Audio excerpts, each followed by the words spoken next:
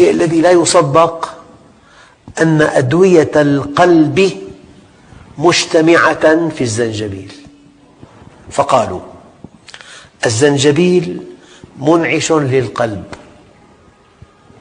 يعني مقوٍ لعضلة القلب. في دواء اسمه ديكوكسين، الزنجبيل فعله في الجسم كفعل هذا الدواء. والزنجبيل موسع للأوعية والشرايين. أي إنسان يصاب بأزمات، باحتشاء، بجلطات، يعطوه دواء موسع. الزنجبيل مضاد للجلطات.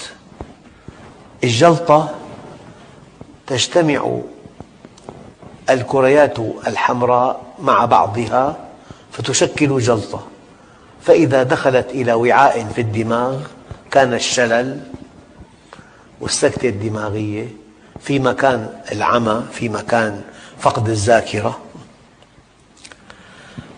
الزنجبيل مميع للدم، مقوٍ للقلب، موسع للشرايين، يفيد في أمراض الجلطات الدماغية والقلبية وخثرات الأطراف. الزنجبيل يخفض ارتفاع ضغط الدم. أدوية القلب مجتمعة في هذه المادة الزنجبيل. الزنجبيل خافض للكوليسترول، ثم إنه يؤثر تأثيراً إيجابياً في الشفاء من التهاب المفاصل، فهذا من عجائب خلق الله عز وجل.